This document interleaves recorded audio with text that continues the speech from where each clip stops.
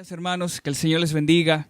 Qué bueno que estamos una vez más reunidos de manera virtual para adorar el nombre de nuestro Dios, y sean todos bienvenidos a este servicio de adoración. Así que les invito a abrir sus Biblias en el libro de Hebreos, capítulo 4, y vamos a leer los versos 14 al 16. Pasaje que nos llena de esperanza y que nos invita a adorar al Señor por quien es Él. Dice así la palabra de Dios: por tanto, teniendo un gran sumo sacerdote que traspasó los cielos, Jesús el Hijo de Dios, retengamos nuestra profesión, porque no tenemos un sumo sacerdote que no pueda compadecerse de nuestras debilidades, sino uno que fue tentado en todo, según nuestra semejanza, pero sin pecado.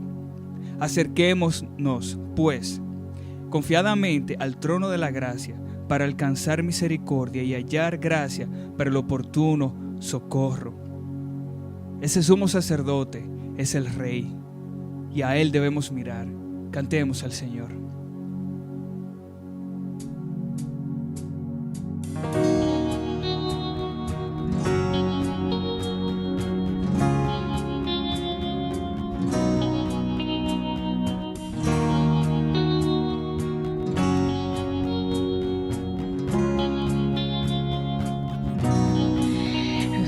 Los tiempos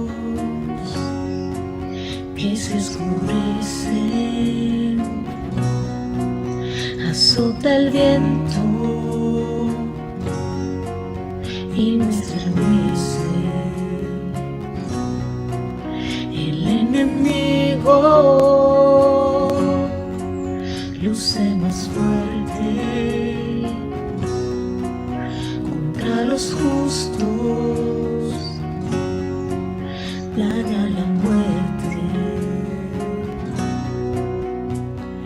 y en mis ojos fijaré, miraré al Rey, al Dios inmortal, confiaré en Él, su ayuda vendrá, cantaré con fe, mi Dios en su trono está. Dios gobierna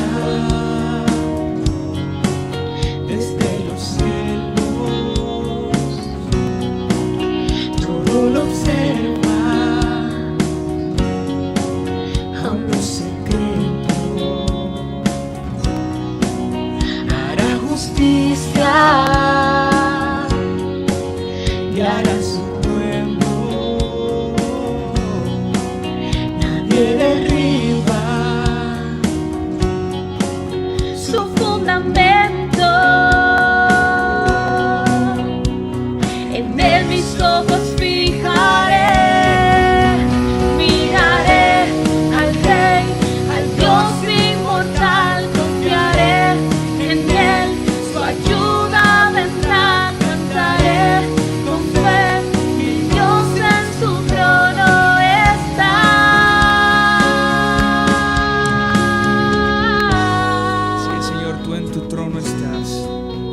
te mueve, tú eres inmutable. A pesar de las circunstancias, tú sigues siendo Rey, tú sigues siendo el eterno Dios.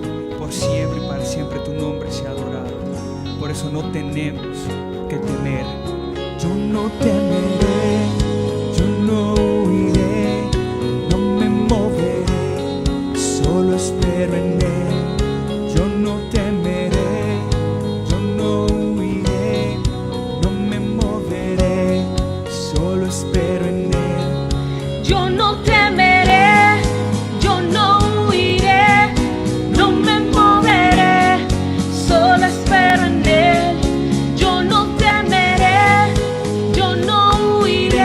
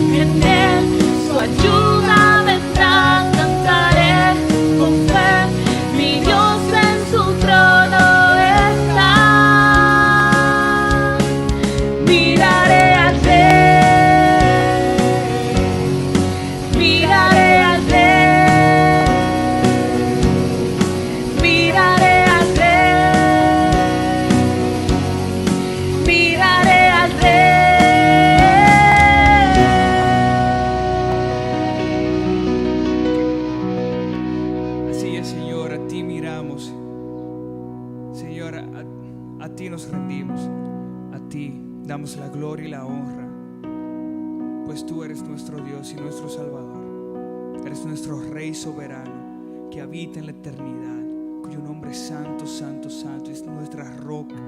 Señor, te damos gracias por este día. Gracias, Señor, por tu misericordia y porque tú nos has permitido reunirnos, oh Dios, como tu iglesia, a adorarte, reconociendo que tú eres nuestra roca eterna, nuestro pronto auxilio y nuestro Dios eterno, que no lo mueve nadie. Tú eres incomparable, oh Dios. Mi roca eres tú.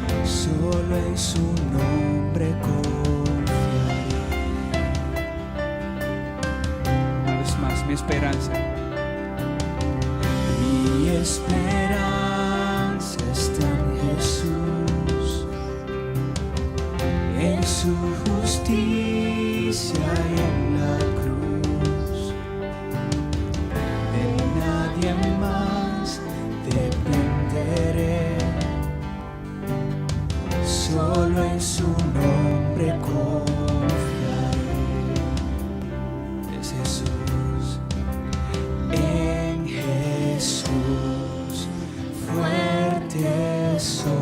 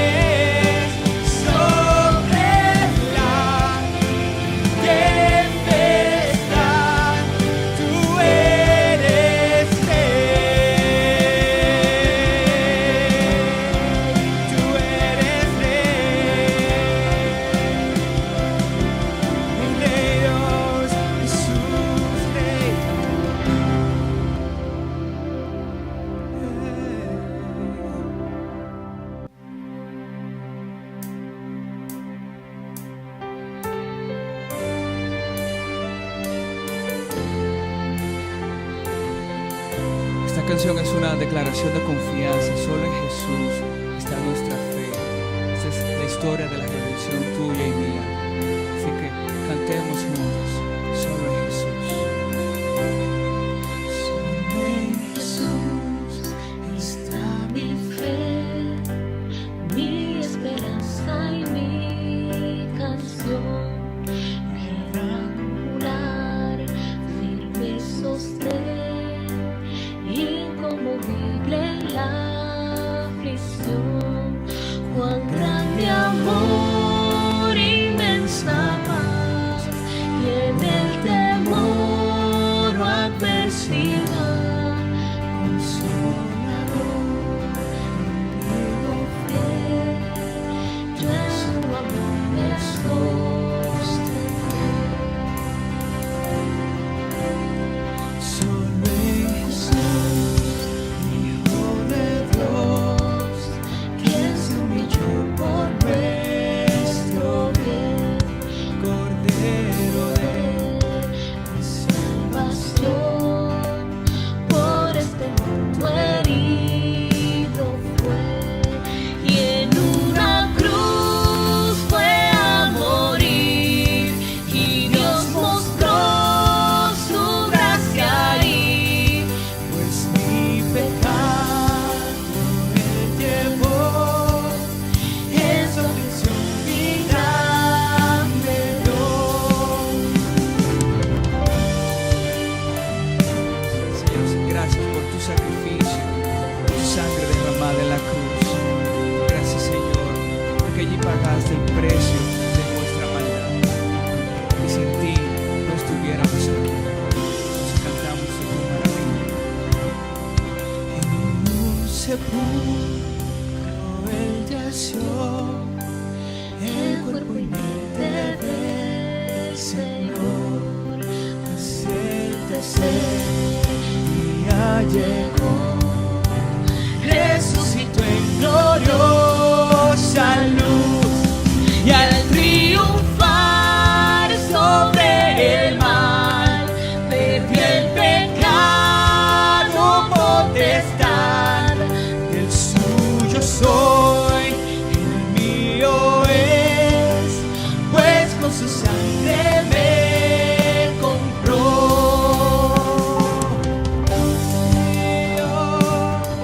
Su sangre nos compró.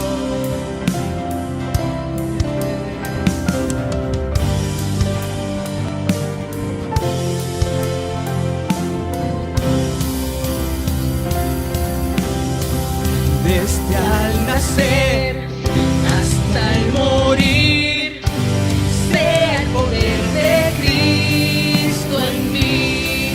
No temeré, seguro estoy, mi vida yo a Él le doy. Ningún poder, ningún afán de Él me arrebatará, hasta que Él venga otra vez. Yo en su poder me sostendré. Ningún poder, ningún afán de Él me arrebatará, hasta que Él venga otra vez. Yo en su poder me sostendré. En su poder me sostendré. Por siempre en Él.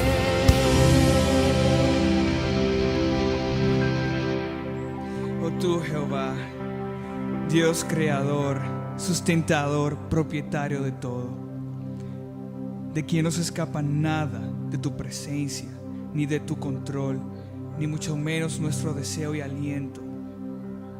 Nuestro privilegio es estar bajo tu omnipotencia, tu justicia, tu sabiduría, tu paciencia, tu misericordia y tu gracia. Señor, tu amor es más grande de lo que imaginamos, más grande de lo que pudiéramos pedir. Señor, por esto queremos escuchar tu palabra y queremos escuchar mucho más de lo que sabemos. Señor, queremos rendirnos ante tu palabra, tu presencia, y que Cristo sea exaltado por medio de la predicación y que nuestros corazones sean transformados. Te lo pedimos y te lo suplicamos en el nombre de Jesús. Amén.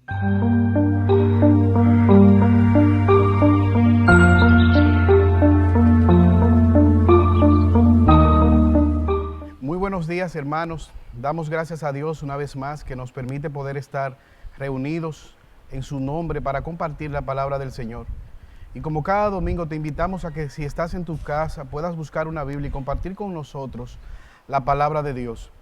Estamos predicando una serie en Primera de Pedro y ya estamos en el capítulo 3, primera carta del apóstol Pedro, capítulo 3. Y leemos la palabra de Dios en el nombre de Jesús. Deberes conyugales. Asimismo, vosotras mujeres, estad sujetas a vuestros maridos, para que también los que no creen a la palabra sean ganados sin palabra por la conducta de sus esposas, considerando vuestra conducta casta y respetuosa. Versículo 3. Vuestro atavío no sea el externo, de peinados ostentosos, de adornos de oro o de vestidos lujosos, sino el interno, el del corazón, en el incorruptible ornato de un espíritu afable y apacible, que es de grande estima delante de Dios. Porque así también se ataviaban en otro tiempo aquellas santas mujeres que esperaban en Dios, estando sujetas a sus maridos. Versículo 6. Como Sara obedecía a Abraham llamándole Señor, de la cual vosotras habéis venido a ser hijas, si hacéis el bien sin temer ninguna amenaza. Vosotros, maridos, igualmente, vivid con ellas sabiamente, dando honor a la mujer como a vaso más frágil, y como coherederas de la gracia de la vida, para que vuestras oraciones no tengan estorbo. Amén. Estamos predicando una serie de sermones en la carta de Primera de Pedro, y hemos titulado esta serie Esperanza en medio del sufrimiento. Este sermón lo hemos titulado ¿Casados o atrapados? Casados o atrapados. Y lo que nos proponemos a la luz de este texto que acabamos de leer es ver que en el matrimonio Dios es glorificado cuando actuamos en fe y no por las circunstancias. En el matrimonio Dios es glorificado cuando actuamos en fe y no por las circunstancias. Pero antes quisiera orar para presentar a Dios este sermón. Acompáñame en oración, por favor. Amante y buen Padre Celestial, te alabamos y te damos gracias, oh Dios, porque tú eres un Dios bueno y misericordioso. Te suplicamos que en esta mañana tú nos hables por medio de tu palabra. Utilízala, oh Señor, para transformar nuestra vida. Que por medio de tu Espíritu Santo tú puedas traer convencimiento de pecado. Tú puedas traer, oh Dios, a aquellos que están lejos, que no te conocen y quizás nos están mirando por la internet. Pero también, Señor, oramos por aquellos hermanos que nos están viendo, que te conocen, que puedan, Señor, ser edificados por medio de tu palabra. Utiliza al predicador como instrumento para tu gloria. Que él sea, Señor, un canal de bendición. Mira, oh Dios, que sus limitaciones, que sus debilidades no sean un impedimento para que tu nombre pueda ser glorificado. Y que al final de todo lo hablado en esta hora, podamos salir de este lugar edificados y confiados en ti. Por los méritos de Cristo, oh buen Padre Celestial, te lo pedimos. Amén. Uno de los grandes ataques, burlas, menosprecios de parte de la sociedad los recibe el matrimonio. Hace algún tiempo vi un video de un humorista norteamericano, el cual decía, hablando del matrimonio, que el fenecido líder Nelson Mandela había tolerado más de 30 años de cárcel, pero que fue imposible soportar cerca de 6 meses de matrimonio. Él pudo aguantar 30 años de cárcel difícil, pero no aguantó 6 meses de matrimonio. Y él decía, miren cuán difícil es el matrimonio. Y lo que a mí me llamó la atención no fue la declaración de aquel humorista, sino la ovación que recibió por aquella declaración. A tal punto que este video se convirtió en un video viral en las redes sociales. Al hablar del matrimonio, nosotros escuchamos frases como fulano se echó el lazo, game over, fulano lo atraparon, lo amarraron, va camino a la muerte. Y todo esto desmeritando el vínculo sagrado del matrimonio. Ahora, lo más triste y escalofriante es saber que a pesar de que nosotros estamos en un mundo donde hay tanta información con respecto al matrimonio, de la misma manera hay muchos divorcios. Y esto se hace más triste cuando vemos que en muchos contextos las estadísticas entre los creyentes y los no creyentes son prácticamente la misma. Esto es sin hablar de los divorcios emocionales. Aquellas parejas que están juntos simplemente para guardar las formas, para hacer creer en las redes sociales o hacer creer a la sociedad de que ellos están bien, pero realmente están separados, divorciados bajo el mismo techo. Ahora, súmale a esto la unión entre dos personas, una de las cuales no sea creyente. Cuán difícil se hace. Pero aunado a esto, súmale la idea que tienen muchos de que al hablar del matrimonio solamente debe de hacerse bajo una conferencia de matrimonio, sobre una charla matrimonial. Entonces, esto suma dificultades al matrimonio. Ahora, ¿qué tiene que decirnos Dios con respecto al matrimonio? ¿Cuál es el secreto para tener un matrimonio feliz? ¿Qué nosotros debemos tomar en cuenta, aquellos que están solteros, antes de dar el sí? Acompáñame a ver en este pasaje los principios bíblicos que Dios nos da por medio del apóstol Pedro al momento de hablar del matrimonio. Y lo primero que vemos en este pasaje es un llamado a las esposas. Y este es un llamado a la sumisión. Versículo 1 de Primera de Pedro capítulo 3. Asimismo, vosotras mujeres, estad sujetas a vuestros maridos. Al leer este texto llama la atención que Pedro inicia llamando a las mujeres. Y alguien pudiese preguntarse, ¿y por qué Pedro no inicia llamando a la atención o escribiéndoles a los maridos? Y esto tiene una pregunta, una respuesta sencilla. Estas mujeres a las cuales Pedro está escribiendo son mujeres creyentes que están casadas con esposos no creyentes. Y por lo tanto ellos no conocen del Señor y menosprecian la palabra del Señor. El mismo versículo 1 dice que ellos que no creen a la palabra sean ganados sin palabra. Pedro habla a estas mujeres, ya él ha dado varios ejemplos del sufrimiento injusto. En el capítulo 2, versículo 18, él habló de los amos difíciles, amos hostiles que maltratan a aquellos siervos que son creyentes. Pero también él ha hablado en el versículo 21 al 25 del capítulo 2 del ejemplo de Jesucristo como siervo sufriente que se sometió perfectamente a la voluntad del Padre. Y ahora en 6 versículos él repite 2 veces el mismo mandamiento a estas mujeres creyentes de que se sujeten a sus esposos. Y este es el plan de Dios. Dios ha dispuesto varios niveles de autoridad. El hombre como cabeza de la familia, pero también la mujer sujetándose voluntariamente a la autoridad del hombre. Como dice Efesios, el apóstol Pablo, un texto también que ilustra de manera maravillosa la unión matrimonial. Efesios capítulo 5, versículo 22. Es la misma idea que el apóstol Pedro nos enseña. Las casadas estén sujetas a sus propios maridos como al Señor. Ahora, este mandamiento no implica que la sujeción debe ser, que la mujer debe estar sujeta a todos los hombres. Hay un mandamiento claro de estar sujeta a su marido. Y Pablo añade como al Señor. Pero también el marido no debe de procurar la sujeción de todas las mujeres. Él debe de procurar la sujeción de su esposa. Ahora, al hablar de sujeción, no es una sujeción incondicional. Puesto que nosotros incluso estamos viendo en nuestros contextos hombres que asesinan a sus esposas, hombres que golpean a sus esposas. Y no estamos hablando de que una mujer aguante hasta la muerte en un matrimonio porque esté sujeta a su esposo. Primariamente, la palabra de Dios nos enseña que esta mujer que está creada a imagen y semejanza de Dios debe salvaguardar su integridad física. Pero tampoco este mandamiento no significa que la mujer no pueda expresar sus opiniones, incluso en desigualdad de su marido. Esto no es lo que Pedro está queriendo decir.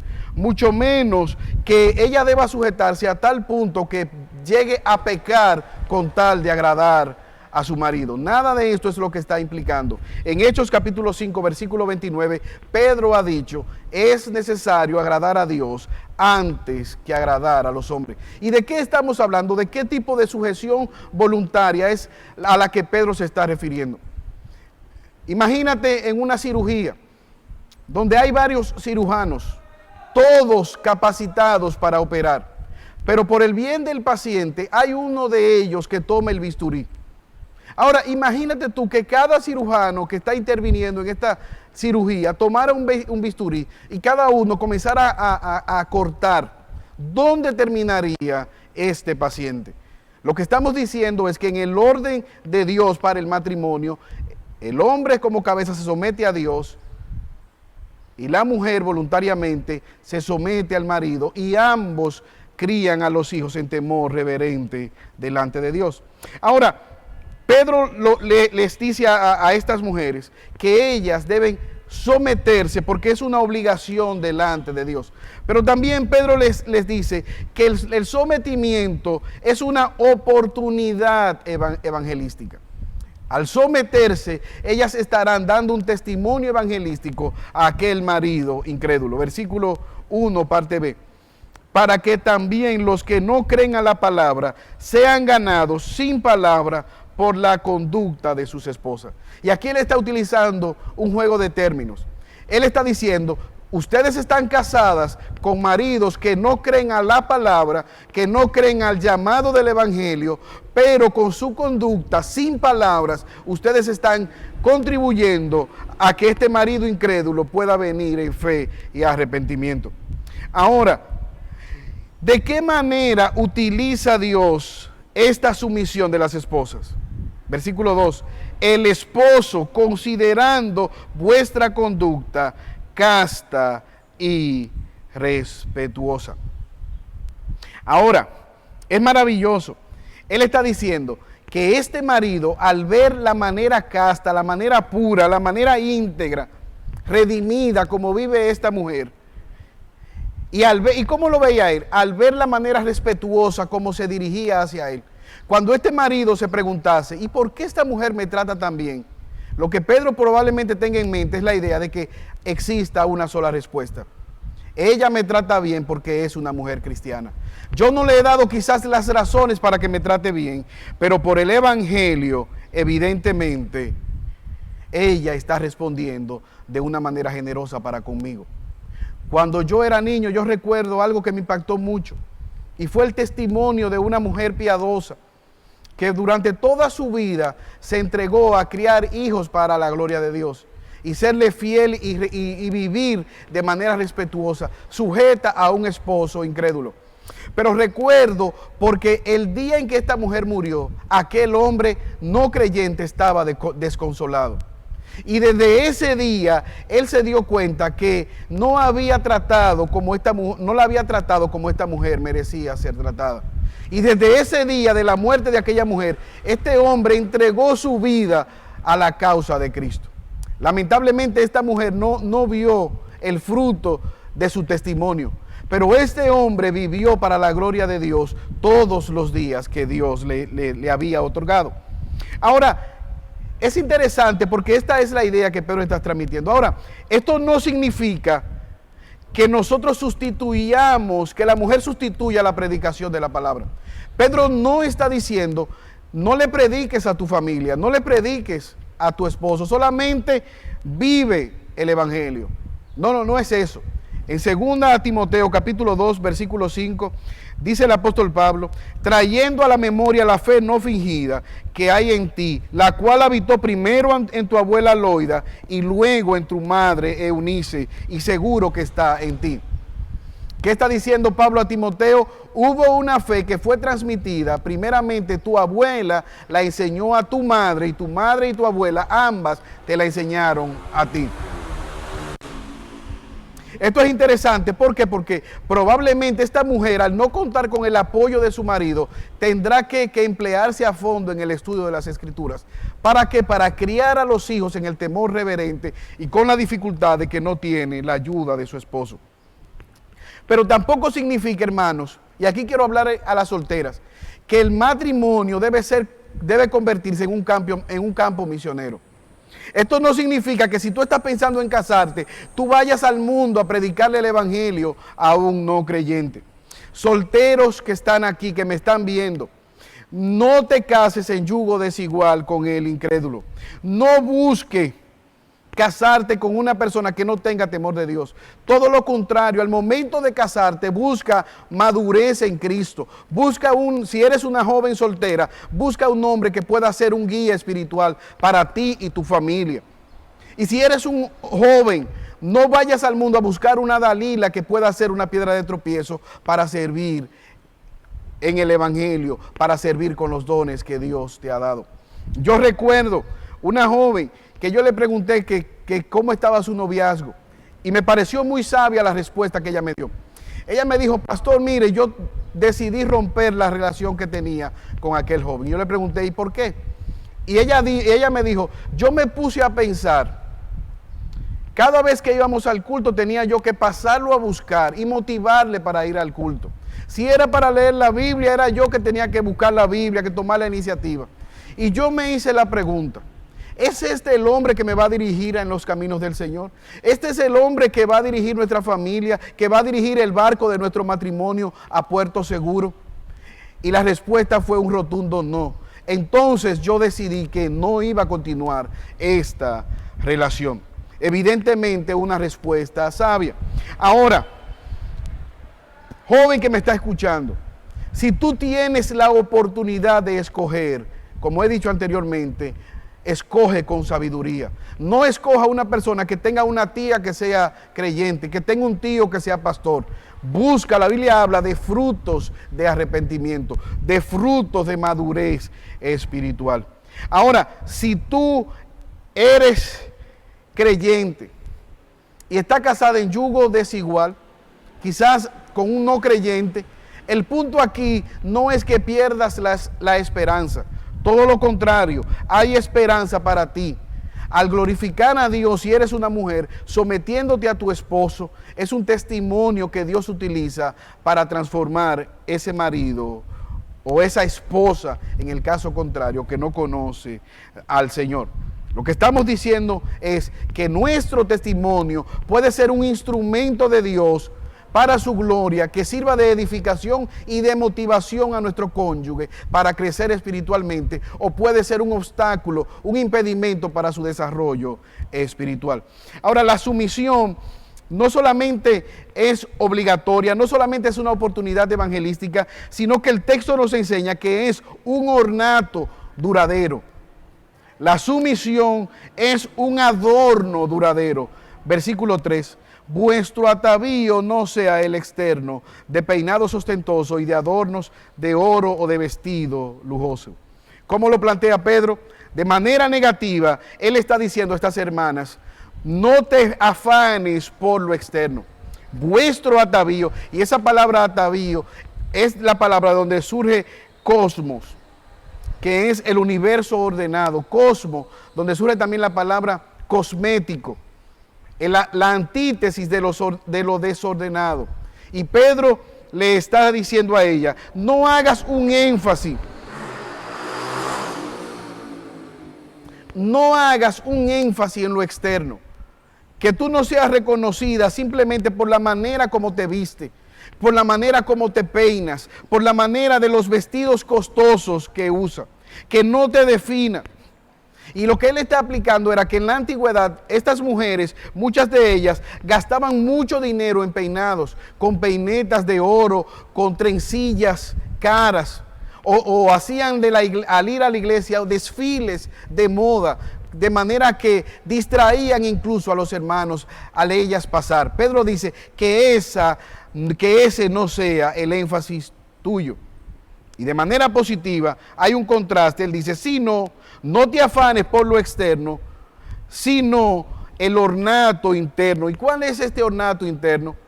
Versículo 4, el del corazón, en el incorruptible ornato de un espíritu afable y apacible, que es de gran estima delante de Dios.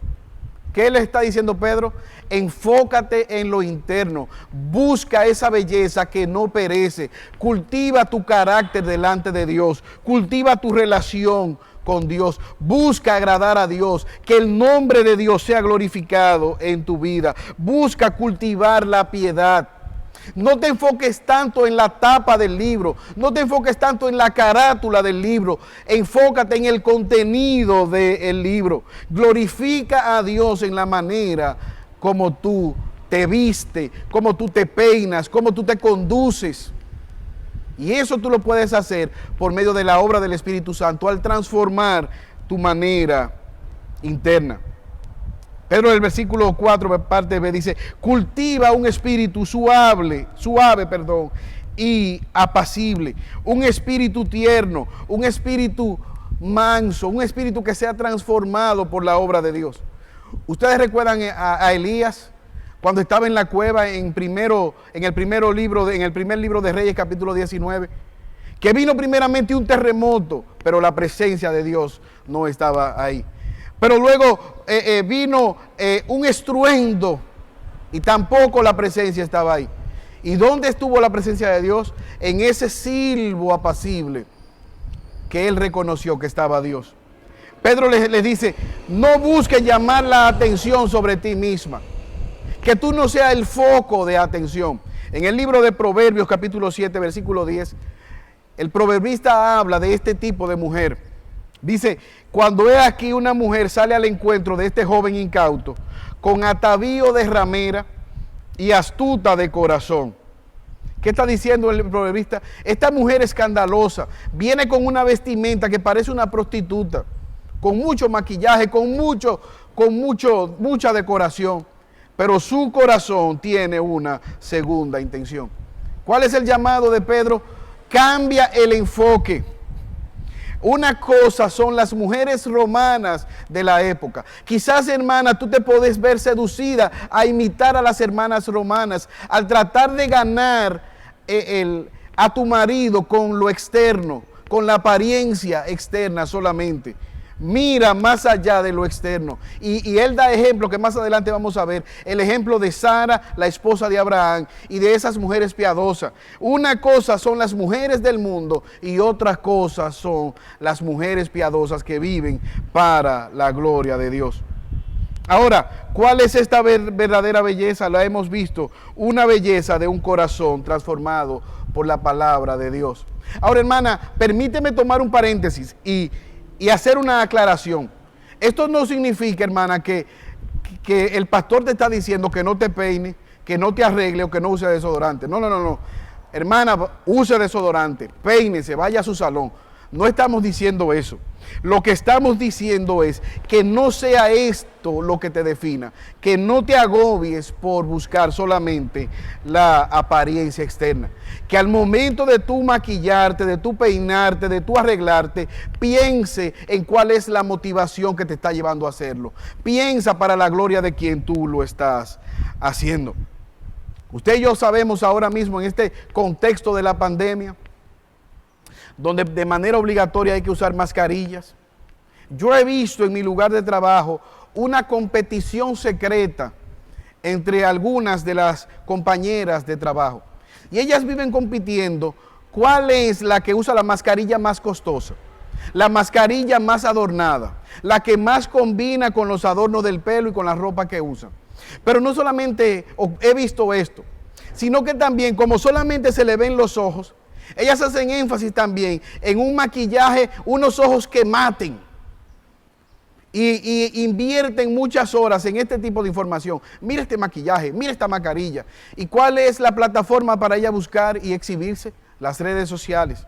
Evidentemente Pedro está diciendo, una cosa es el mundo y otra cosa es las hijas de Dios. Ahora, alguien pudiese preguntar, ¿y cómo saber si la sumisión realmente funciona? ¿Cómo yo sé si al someterme a este esposo, eso realmente va a funcionar? Versículo 5, Pedro da un ejemplo. La historia lo confirma de que Dios es verdadero. Versículo 5, porque así también se ataviaban en otro tiempo aquellas santas mujeres que esperaban en Dios, estando sujetas a su marido, como Sara obedecía a Abraham, llamándole Señor, de la cual vosotras habéis venido a ser hijas, si hacéis el bien sin temer ninguna amenaza. ¿Qué dice el apóstol Pedro? Mira el ejemplo de Sara. ¿Y cómo se sujetaba Sara a su esposo Abraham? ¿Y cómo se sujetaban aquellas mujeres a sus maridos en la antigüedad?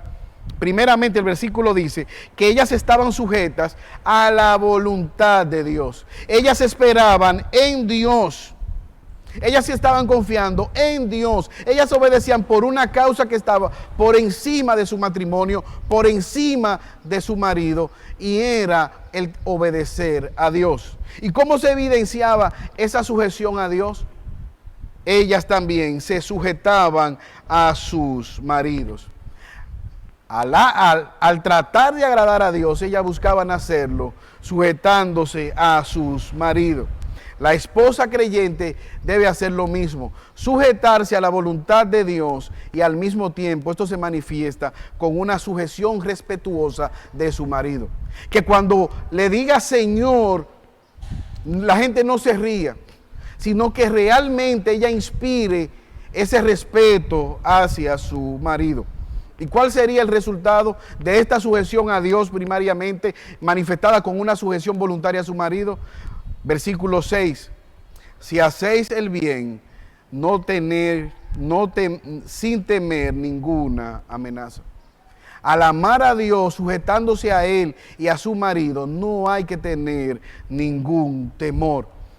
Como dicen las Escrituras, el verdadero amor echa fuera todo temor. Hermanas, Pedro les está diciendo, queridas hermanas, que están pasando por sufrimiento al estar casadas con cónyuges no creyentes, mira a Dios por encima del sacrificio que te está trayendo el sujetarte a este hombre. Sujétate voluntariamente y no tengas ningún temor. Obedece a Dios y confía que Él es fiel a su palabra. Ahora, alguien pudiese preguntarme, pastor, pero un matrimonio es una cosa de dos. ¿Qué tiene que decir Dios a los esposos? Versículo 7, mandamiento a los esposos. Vosotros maridos igualmente vivid con ellas sabiamente. El mandato es, vive con esas esposas sabiamente. Y lo primero que implica vivir con las esposas es vivir físicamente con ellas. Vosotros maridos, vivid con ellas sabiamente. Y parecería un pleonasmo. Ahora, ¿qué es lo que estamos nosotros viendo? Que Pedro le dice, vive con ellas. Vivir con ellas es más que estar bajo el mismo techo. Una de las grandes paradojas de la vida es que los esposos son los grandes ausentes. Y digo que es una paradoja porque ellos están ahí en la casa, pero al mismo tiempo están ausentes. ¿Y dónde están estos esposos? Estos esposos están en el celular, están en un videojuego, están en la televisión viendo un deporte, están viendo una serie, están jugando dominó, están durmiendo, pero están bajo el mismo techo, pero no están involucrados en sus matrimonios. Cuando los hijos se portan mal, en vez de corregirles, en vez de disciplinarles, lo que hacen es que llaman a las esposas. Cuando surge cualquier problema, ellos se comportan como faraones y tratan muchas veces a sus esposas como sirvientas. Nada más lejos del modelo bíblico. ¿Qué lleva esto, hermanos? Y a mí hay algo que me llama la atención con respecto a la psicología. Y usted ha visto que cada vez, a cada problema, a cada pecado, a cada distorsión del plan de Dios, ellos buscan un nombre, un término científico para definirlo. Por ejemplo, ellos han definido el nido vacío, el síndrome del nido vacío. ¿Y qué es esto? Esto es lo que ellos definen, la soledad, los conflictos matrimoniales que vienen cuando los hijos se casan y se van de la casa. Ahora, ¿por qué ocurre esto? ¿Usted sabe por qué? Es porque los cónyuges hacen vida alrededor de los hijos y no comparten como una sola carne. ¿Y qué ocurre? Que cuando los hijos se van, entonces se dan cuenta que están viviendo cada uno con un desconocido. Y es ahí donde muchas veces surgen los divorcios, después de 20, 25 años de casados. Pero ¿qué fue lo que ocurrió? Que probablemente este marido estaba ausente y la esposa estaba agobiada en la crianza de los hijos. Y al quitarle los hijos, ambos se ven como casados con dos desconocidos. La cuarentena ha exacerbado estos problemas. ¿Cuál es el pleito de la cuarentena? La esposa está agobiada con los quehaceres de la casa y está solicitando al marido que se involucre.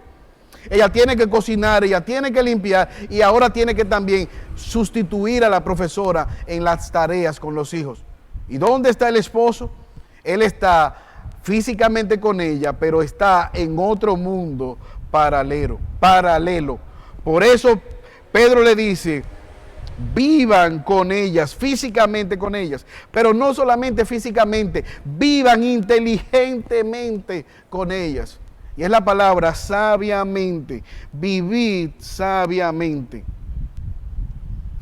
Y esto aquí apela a que como marido nosotros debemos vivir estando pendiente de los temores de nuestras esposas, de las necesidades de nuestras esposas, entender que ellas no piensan igual que nosotros muchas veces. De hecho, yo recuerdo hace algún tiempo, yo traté de sorprender a mi esposa instalándole un dispensador de papel de baño y fui a la ferretería y compré uno muy bonito, un dispensador blanco, y busqué un taladro y lo instalé en el baño. Cuando mi esposa llegó, yo estaba esperando una gran sorpresa. Ella se sorprendió y me dijo, ¿pero qué tú hiciste? Para sorpresa mía, fue una sorpresa negativa que ella tuvo. ¿Y cuál fue la razón? Yo le instalé un dispensador de papel de baño industrial. Muy bonito, blanco, grande, pero un dispensador de una plaza, aparentemente una plaza comercial. Y ella me dijo, esto no es el baño del templo, este no es el baño de una plaza comercial. Yo tenía la parte B de la sorpresa, que la tuve que suspender, que era enseñarle 10 rollos que yo había comprado para sustituirlo cuando se gastaran, y no lo hice. Ahora, ¿qué pensé yo cuando estaba en la ferretería? Digo, wow, esto es lo mejor del mundo, esto rinde muchísimo. Pero ella estaba pensando en la estética.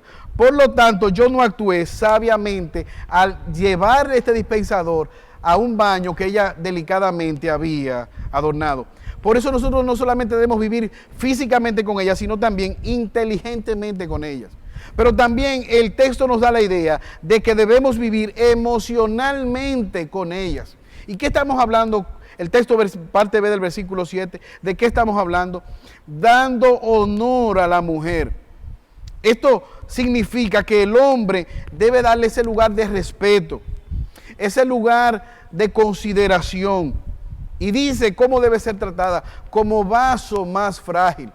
Y esto no está hablando de que ella sea menos inteligente que nosotros, que ella sea de una segunda categoría, nada que ver con esto. Lo que está hablando es de la caballerosidad, de la gentileza.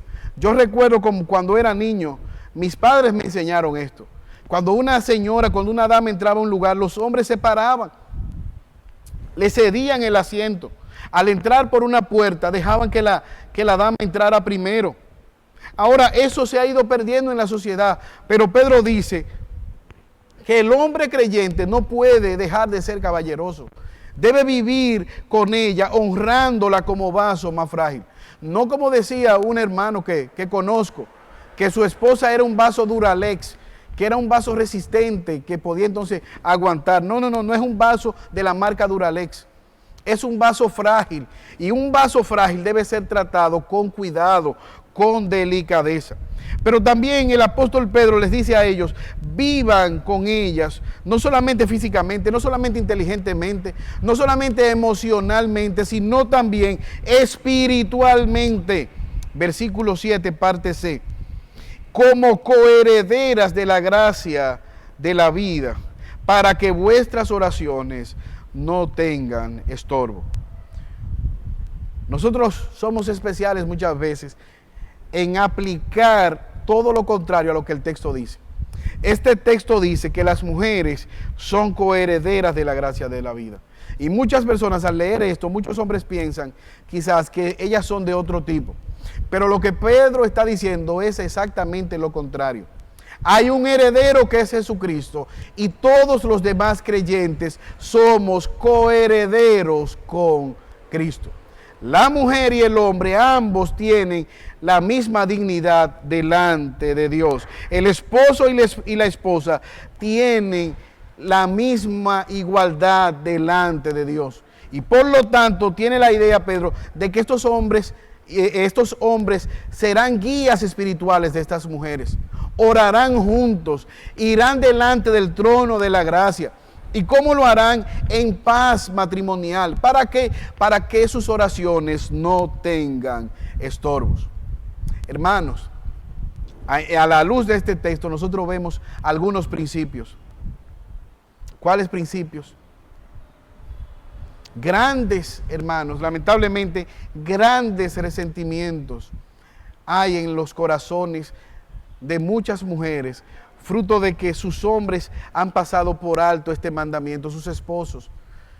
Yo recuerdo una compañera de trabajo, no creyente, que me dijo que se iba a separar. Y cuando yo le pregunté la causa, ella me dijo que se iba a separar porque su esposo dejaba los zapatos siempre en la sala, en el medio de la sala. Y a mí me llamó la atención esta razón, porque no era una excusa válida. Pero también yo me puse a reflexionar que esta mujer estaba ya agotada, quizás del desprecio, del maltrato, de la indiferencia de este esposo que no era considerado con ella. Ahora, una esposa que muestra sumisión y un esposo que muestra consideración con ella, ambos sometidos a la autoridad de Cristo, es una luz en medio de las tinieblas. Es un matrimonio que brilla para la gloria de Dios. El esposo y la esposa deben ser francos, deben ayudarse mutuamente y no ser piedras de tropiezo el uno para con el otro en su relación con Dios. Que al orar no oren con resentimiento el uno para con el otro y que esas oraciones puedan llegar delante del trono de la gracia. Hay unos muñequitos, unos dibujos animados muy famosos, Los Simpsons. Y a mí me llamó la atención que el autor de estos muñequitos, llamado Matt Groening, él dijo que él creó estos muñequitos como una sátira, como una burla a lo que estaba pasando en la familia estadounidense. Cito: mi intención al crear la serie era ofrecer una alternativa a lo que yo llamaba la basura establecida. Fin de la cita. Él trataba por medio de la burla de quizás llamar a la atención a la ciudadanía estadounidense y al mismo tiempo al mundo entero que veía estos dibujos animados. Y los Simpsons son la representación de su propia familia. Él cambió su nombre y le puso Bart Simpson. Ahora, ¿qué ocurrió? Pasó todo lo contrario. Esta serie se convirtió en una de las series animadas más famosas de todos los tiempos. Las personas se identificaron con estos personajes y lo que debió ser un llamado a la reflexión fue algo digno de imitar. ¿Y qué usted ve en estos muñequitos? Todo lo que tiene que ver con autoridad y sujeción es satanizado, es atacado. La religión es burlada. Usted ve que hay un ministro, un pastor, que no se preocupa por los feligreses. Usted ve a Homero, que es el padre de familia, que es la cabeza de la casa, y es que burlado, él es el hazme reír.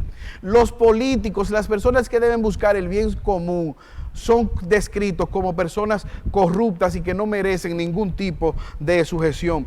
Y los hijos que deben ser sujetados a sus padres se ven como los grandes héroes de la historia. Ahora, hermanos, esto no solamente ocurre en estos muñequitos. Esto es una realidad que nosotros vemos diariamente. De hecho, recientemente nosotros vimos una pareja de esposos, líderes políticos, en los cuales se caracterizaron. ¿Por qué? Porque la esposa estaba apoyando a los contrarios de su marido. Y ella lo planteaba como algo totalmente normal. Y él también. Y argumentaban que eso era la democracia. Atacarse mutuamente. Ahora, hermanos, eso es la libertad del mundo caído, el mundo sin Dios. El Evangelio no hace eso. El Evangelio no llama a esto unión matrimonial. Ahora, ¿qué podemos hacer nosotros? ¿Qué esperanza tiene este mundo caído? La esperanza es que la iglesia se manifieste, que la iglesia proclame el Evangelio, pero al mismo tiempo que la iglesia modele a Cristo. Ahora alguien puede decirme, pastor, pero yo no me he casado. Yo no me he casado, pastor. ¿Qué usted tiene que decirme? Evidentemente, hermanos, el matrimonio apunta a algo más que simplemente la unión entre un hombre y una mujer. La Biblia enseña que el matrimonio apunta a la unión entre Cristo y la iglesia. Efesios 5, 32. Así como el hombre amoroso, sacrificial, cálido, cuida y protege a su familia, y la esposa sumisa se sujeta al liderazgo de este esposo, de igual manera Cristo es ese ejemplo de entrega sacrificial en propiciación por su amada esposa, que es la iglesia, que somos tú y yo. Ahora, ¿cómo debemos nosotros responder como creyentes? Debemos responder en sujeción, en obediencia a ese amor manifestado por Cristo en la cruz del Calvario.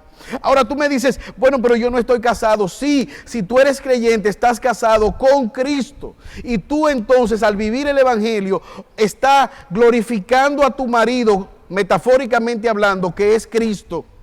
O simplemente está dañando la reputación, el testimonio de lo que debe ser ese vínculo entre Cristo y la iglesia. Como creyentes estamos llamados a representar de manera imperfecta, porque somos pecadores, pero de manera digna esa relación entre Cristo y la iglesia. La iglesia debe sujetarse a Cristo como cabeza amorosa, como cabeza gentil que guía y protege la iglesia. Amados hermanos, como hemos visto, en el matrimonio Dios es glorificado cuando actuamos en fe y no por las circunstancias. Que Dios nos ayude en este momento de oscuridad en el mundo a que hombres y mujeres puedan levantarse y vivir en sus matrimonios y sus familias para la gloria de Dios. Pero también que cada creyente pueda vivir para la gloria de aquel amado esposo que se ha ido a preparar lugar, a preparar morada para venir a buscar a su amada esposa, que es la iglesia. Oremos. Señor, te damos gracias y te bendecimos. Gracias, oh Dios, por tu misericordia. Te suplicamos que nos ayude, oh Señor. Porque para esta tarea, Señor, ¿quién es suficiente? Dirígenos por medio de tu Espíritu Santo. Sé propicio para con nosotros, oh Dios, porque te lo pedimos por los méritos de Jesús. Amén.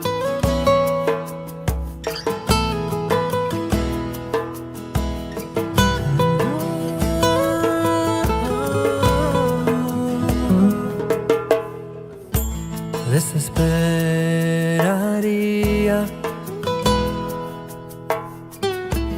simplemente creo que moriría, todo acabaría si no fuera por la certeza que duerme en mi alma, que tú eres mi esperanza. Eso me basta, y ese consuelo todo lo calma. tú eres quien guía mi melodía. Feliz contemplo que estás en mi barca.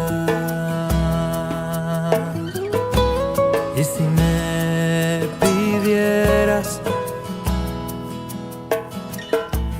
algo por difícil que pareciera, yo por ti lo haría. Solo déjame saber que eres tú quien me habla, que tú eres mi esperanza. Eso me basta. Y ese consuelo todo lo calma. Tú eres quien guía mi melodía. Feliz contemplo que estás en mi barca. Tú eres la razón de mi existencia, la respuesta a mi porqué. En ti mi identidad tiene sentido, porque un día te veré. Y pase lo que pase, merece la pena por verte un día y descubrir que fui creado para ti. Fui creado para ti, tú eres mi esperanza. Eso me basta. Y ese consuelo todo lo calma. Y tú eres quien guía mi melodía. Feliz contemplo que estás en mi barca. Feliz contemplo que estás en mi barca. Feliz contemplo que estás en mi barca.